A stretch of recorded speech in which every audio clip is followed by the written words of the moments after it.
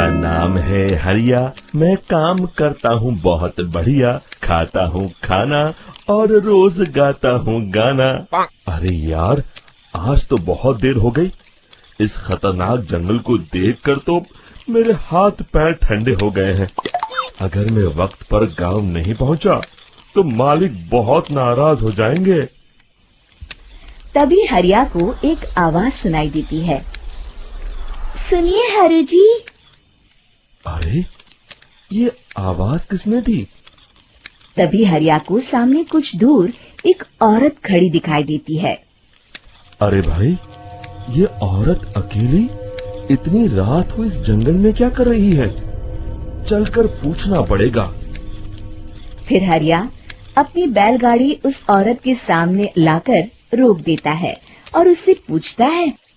अरे सुनिए, आप इतनी रात को इस खतरनाक जंगल में अकेली क्या कर रही हैं? तभी वो औरत मीठी आवाज में कहती है, अरे हरु जी, आप आ गए। मैं कब से आपका इंतजार कर रही थी। वैसे तो यहाँ से काफी लोग गुजर चुके हैं, लेकिन मैं खास आपका इंतजार कर रही थी। अच्छा, तुम सच कह रही हो? मुझे तो यकीन नहीं हो रहा है। वो क्या है ना, आज तक किसी ने मुझसे इतने प्यार से बात नहीं की। हाँ हाँ हरु जी, मैं सच कह रही हूँ।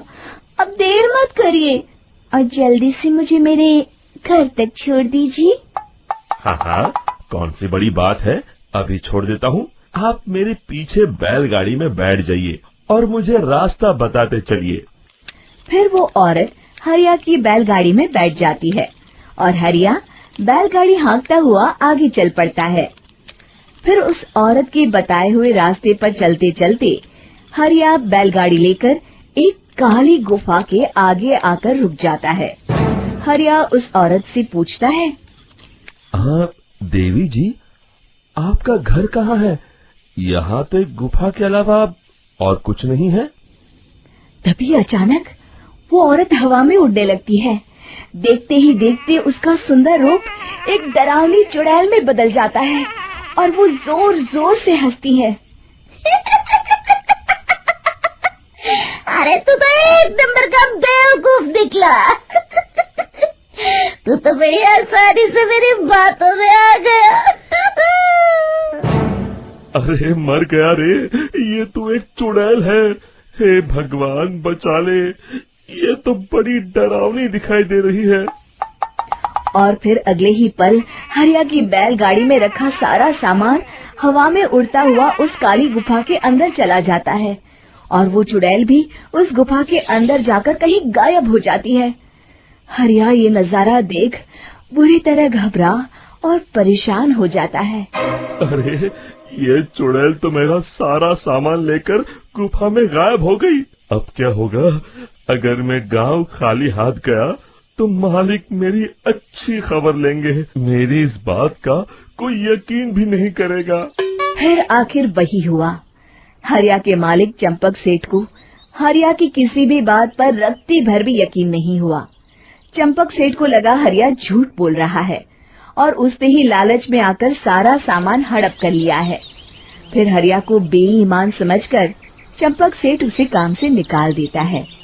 अगले दिन अपनी दुकान में परेशान बैठा चंपक सेठ गुस्से में बड़बड़ाता है। अरे, दुकान में तो सामान बिल्कुल भी नहीं है। अब मुझे ही शहर जाकर सामान लाना होगा। फिर वो अपनी बैलगाड़ी लेकर शहर चला जाता है। शहर से सामान लेकर जब चंपक सेठ वापस गांव लौट रहा होता है, तभी उसे एक आवाज सुनाई देती है। चंपक जी, ओ चंपक जी। अरे, ये तो कोई मेरा नाम लेकर मुझे पुकार रहा है।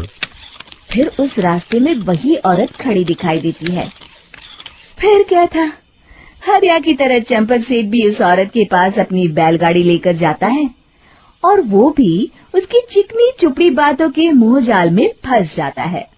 फिर चुड़ैल उसे भी अपनी गुफा तक ले जाती है और उसका सारा सामान लेकर गुफा में गायब हो जाती है। बेचारा चंपक सेठ लाचार होकर खाली हाथ गांव लौट आता है। फिर ये उस जंगल में रोज की बात हो जाती है। जो कोई भी शहर से कुछ लेकर गांव की तरफ लौटता, वो चुड़ैल उसे बेवकूफ बनाकर उसका सारा सामान लेकर गुफा में गायब हो जाती। एक दिन हरिया एक लकड़हारे को उसी जंगल की तरफ जाते हुए देखता है। फिर हरिया उसे रोकते हुए कहता है, अरे भाई, क्यों अपनी मौत को दावत दे रहे हो? मेरी बात मानो, आगे जंगल में मत जाओ, वहाँ एक बड़ी भयानक चुड़ैल रहती है। लकड़हारा हरिया की बातों को नजरअंदाज करते हुए कहता है, अरे भाई, मुझे पहले ही बहुत देर हो चुकी है, मुझे जाने दो भाई।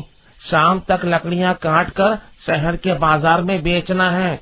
तुम अपनी ये कहानी किसी फुर्सत में बैठे इंसान को सुनाओ, मैं तो चला।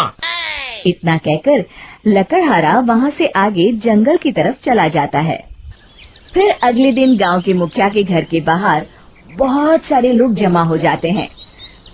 तभी हाथ में कुल्हाड़ी लिए खड़ा लकड़हारा कहता है, अरे मुखिया जी, अब आप ही हमें बचाइए उस जंगल वाली चुड़ैल से। हमारा सारा काम तो शहर से ही होता है। अरे मुखिया जी, उस चुड़ैल की वजह से तो मैं पूरी तरह बर्बाद हो गया हूँ। हम सबको मिलकर उस चुड़ैल का कोई इलाज करना पड़ेगा। तभी भीड़ में खड़ा वीरा कहता है, आप लोग चिंता मत करिए, कल से वो चुड़ैल किसी को नहीं लूट पाएगी। मेरे पास एक बहुत अच्छी तरकीब है। तभी चंपक सेठ उसका मजाक उड़ाते हुए कहता है, अरे तेरा नाम वीरा है तो क्या हुआ? तूने अभी उस चुड़ैल को देखा नहीं है? जाकर अपना काम कर, बड़ा आया। तब मुखिया जी कहते हैं, नहीं चंपक सेठ, मुझे लगता है हमें इस लड़के को एक मौका देना चाहिए। फिर सभी गांव वाले मुखिया जी की बातों से सहमत हो जाते हैं और वीरा शाम को एक बैलगाड़ी में कुछ सामान लादकर उस जंगल की ओर चल देता है। वीरा, ओ वीरा, कहाँ जा रहा है? तभी वीरा मुड़ के देखता है, वही चुड़ैल एक औरत के रूप में खड़ी है। अरे बहन जी, मैं आपको ही ढूंढ रहा था। देखिए, मैं आपके लिए क्या लाया हूँ। है? अरे वाह, तो खुद मेरे लिए इतना सामान लाया है। तू ही अकेला गांव में समझदार है। जरा देखो, मैं भी खोल के, बड़े भूख लगी है। जैसे ही चुड़ैल उस सामान पर से कपड़ा हटाती है, एक भगवान शिव की तेज रोशनी उसके अंदर मूर्ति से निकलती है और चुड़ैल अपने असली रूप में आकर जलने लगती है। अरे मैं जल रही हूँ, बचाओ! बचाओ! ओम नमः शिवाय, मर गई मैं! देखते ही देखते वो चुड़ैल राख के साथ उड़ जाती है और सभी गांव वाले भी वहां जाते हैं। शिक्षा बुराई पे सदा अच्छाई की ही जीत होती है।